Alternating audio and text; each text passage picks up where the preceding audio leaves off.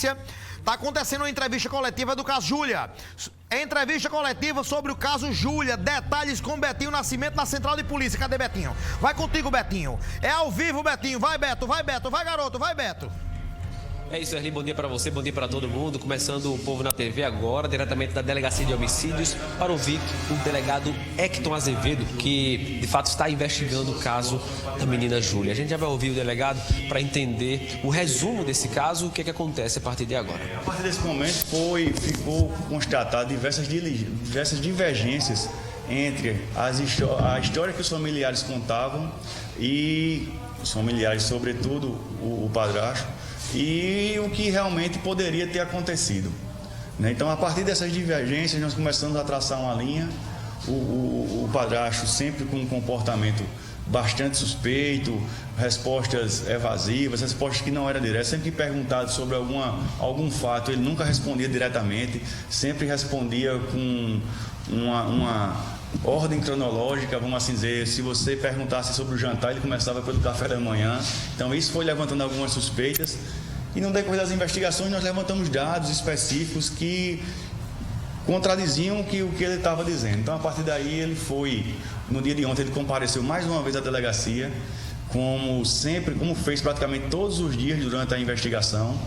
E ontem ele compareceu para informar, para dizer que estava sendo ameaçado.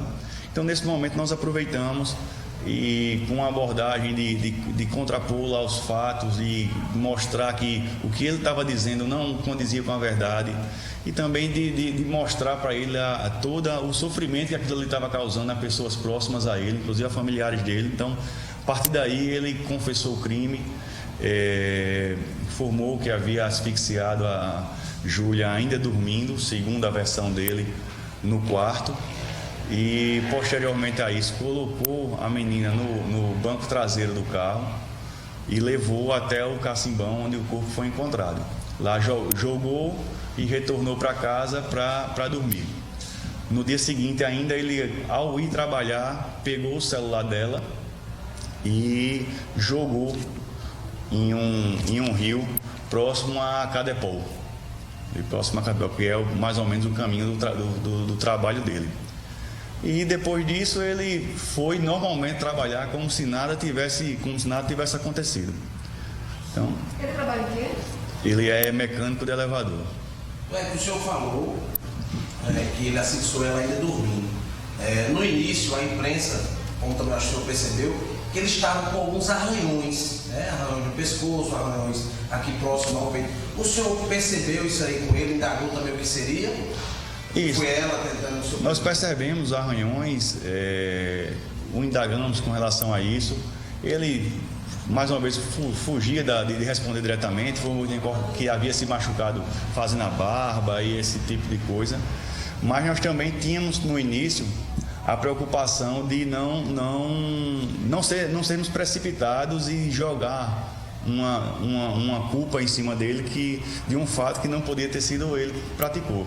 Porque nós sabíamos que se direcionássemos muito a investigação em relação a ele, provavelmente ele seria julgado pela sociedade antes de realmente nós conseguirmos provar. Então, tudo foi feito com muita cautela, com muita paciência, para poder tanto dirimir os danos para a família, expor menos a família que estava sofrendo com aquilo tudo, como também para não correr risco de nós anteciparmos uma culpa e no fim das contas sermos culpados, acabar causando um dano ainda maior àquela família que já estava sofrendo.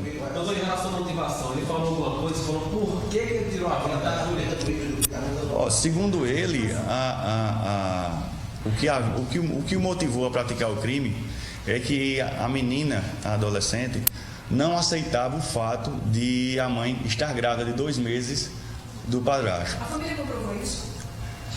A menina ela tinha um pouco de ciúme, mas nada de anormal, natural de uma criança, nada mais que isso. E então, segundo a versão dele, ele dizia que temia que Júlia pudesse fazer algum mal à criança, ao bebê ou à mãe. O que, na minha opinião, por tudo que foi relatado pela família e por outras pessoas em relação à menina, é completamente inverossímil. Não tem nenhum fundamento, nenhum fio de verdade nisso aí. Doutor, o senhor tem muitos anos de experiência na polícia, já se deparou com vários casos. Quando ela assumiu que foi ele que fez o crime, ocultou o cadáver, ele esboçou o arrependimento, qual foi o emocional dele no momento? Acho que o emocional deles, acho que vocês também têm um pouco de ciência, que lidaram com ele, lidou com ele aqui todos os dias na delegacia, como se ele veio praticamente todos os dias da delegacia desde o desaparecimento. E ele sempre demonstrou uma pessoa muito fria, não esboça sentimento nenhum, não esboça arrependimento, enfim, a única coisa que ele quis realmente foi que ele pediu para, depois de confessar, para poder contar pessoalmente à irmã. E esse pedido dele foi atendido, a irmã foi chamada e ele pessoalmente contou o que tinha ocorrido à irmã. A irmã se desesperou e parece que ele não esboçou nenhuma reação, né? Isso, ele sempre muito frio. Sempre muito frio. A irmã entrou em choque, né, com aquela notícia, porque ela também não esperava, mas ele continuou calmo e com o mesmo semblante. A história dele ser agressivo, a história dele ter agredido outras pessoas, esse relacionamento que ele começou com a mãe da Júlia, não há nenhum relato de violência, nem doméstica e nem com relação à Júlia. Acho até que nem é o perfil dele, por ser uma pessoa muito fria. Inclusive, não é uma pessoa de estourar ou de tomar atitudes pelo que eu vi, pude ver, né, nessa convivência com ele, não é uma pessoa de tomar atitudes inesperadas.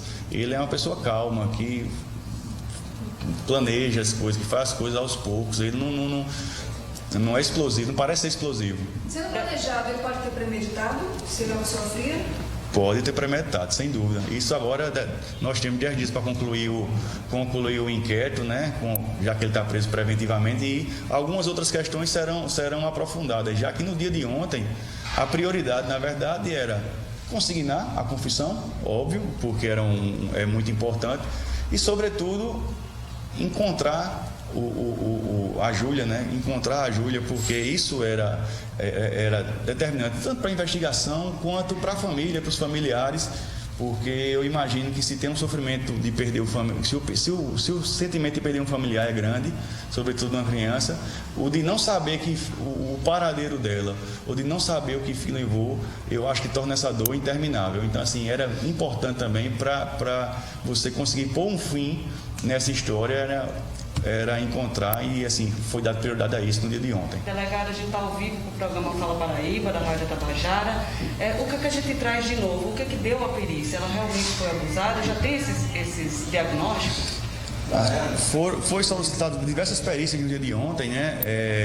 Sexológico, coleta de PSA, que é a coleta de sêmen, se houver. Tentar coletar DNA em unhas, caso seja possível, para saber se ela, em algum momento, lutando, pode ter DNA dele nas unhas. Fora os exames normais, de cadavérico, toxicológico. No entanto, não chegou nenhum resultado ainda, e é normal que não tenha chegado. Tudo isso leva um tempo, são exames complexos, então assim, leva um tempo para que chegue esse resultado para a gente, já com a confirmação ou não Boa tarde, delegado. A avó da menina disse ontem em entrevista muito abalada que a criança tinha dito que teria algo para contar a ela e que a chave do quarto da menina tinha sumido. E aí eu queria saber se após essa confissão já chegou assim algum relato de familiar, de amigo, sobre algum comportamento dele estranho com relação à menina que indicasse a um possível abuso. Nós tínhamos um relato específico de um familiar que relatou já ter presenciado olhares lascivos dele em relação à menina, né?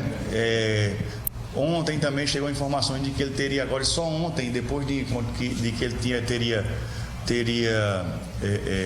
sido pego olhando a menina no banheiro.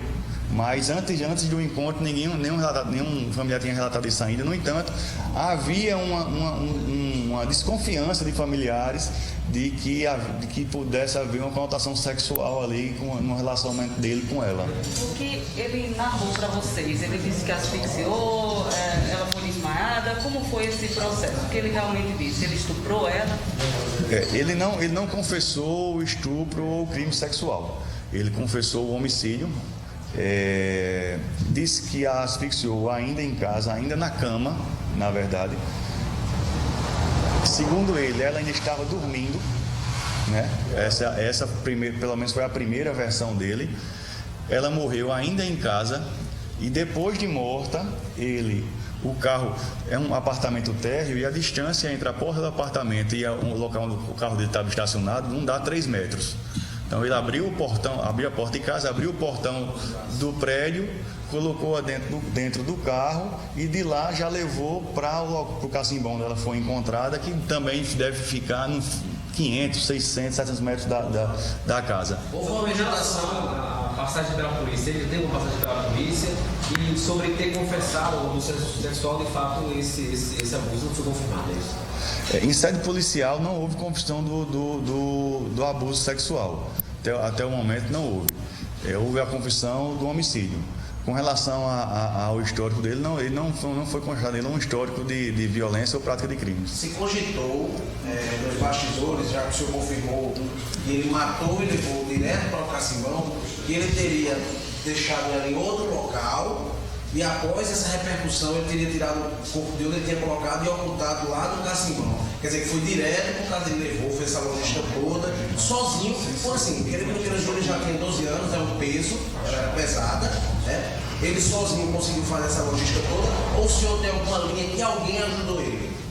A princípio não tem nenhuma informação que outra pessoa tenha ajudado. A princípio ele praticou o crime sozinho, levou, como eu disse, o local de onde ele tirou o corpo e colocou no carro são próximos, né? Ele aparentemente já conhecia o cacimbão, já conhecia a área, porque segundo ele, foi direto para lá.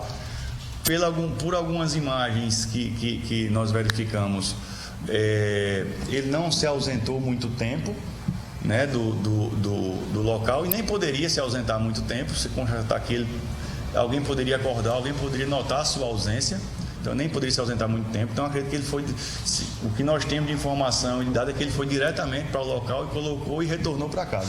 Com relação a essa questão, alguém poderia acordar, a informação que a mãe foi dopada, houve um exame de sangue feito para que confirmasse isso. Com relação a essa medicação, ele falou alguma coisa, se dopou a mãe da Júlia, ele pode ter dopado a Júlia antes de ter matado ela? Como é que a polícia investiga isso? É uma possibilidade, no entanto, não há nenhuma informação nesse sentido, não foi feito nenhum exame nesse sentido. Até porque a mãe em nenhum momento relatou que pudesse ter sido dopado ou algo do tipo, pelo menos aqui para nós policiais. Né? O que ela relatou na verdade é que ela tem um sono pesado. Isso aí é a verdade. Mas você percebia pela oitiva da mãe que ela era bastante influenciada por ele. Era bastante influenciada pela versão que ele contava. Eles tinham um relacionamento há quanto tempo? Sabe informar? Segundo eles se conheciam há 3 anos, mais ou menos, mas o relacionamento realmente amoroso começou há 10 meses e se casaram há 3 meses, se eu não me engano é isso. E a partir de agora, para onde ele vai para o Roger? Teve a audiência de custódia, que foi feita a partir disso? Isso, foi preso preventivamente ontem, né? No mesmo tempo em que foi feita a oitiva, a confissão, já foi representada a prisão preventiva dele e o judiciário também, com muita celeridade, já decretou a prisão preventiva através da 2ª Vara do Tribunal do Júri. E ele foi recolhido na carceragem aqui da Central de Polícia, ou será encaminhado à audiência de custódia ainda hoje, e depois da custódia a autoridade judiciária vai encaminhar ele para o presídio penitenciário que achar cabível. Tem previsão para sair os resultados dos exames da menina? Não, para falar a verdade não. Nós vamos pedir. Já deu para entender mais ou menos a explanação, o caminho da investigação, tá? Os desfechos, os pedacinhos de quebra-cabeça que o delegado começou a montar na mesa dele. Eu acredito que a gente começou a montar também. Eu volto já com o Betinho Nascimento. Eu queria ouvir uma informação, queria que a gente buscasse uma informação, porque ele passou por audiência de custódia. O delegado está dizendo, o que ele disse, o que ele ouviu do suspeito, do acusado. Suspeito acusado é o quê, Júlio? Suspeito. O delegado diz o que ele ouviu, que está no trâmite. Só que, na frente do juiz ou da juíza, ele pode ter dito algo mais. É esse algo mais que eu tô querendo, esse algo mais que me disseram que ele abriu mais a rapadura, falou mais na frente do juiz, da juíza lá. Vamos aguardar, eu volto já sobre esse assunto. A gente falava, tá, agora há pouco, sobre a questão da liberação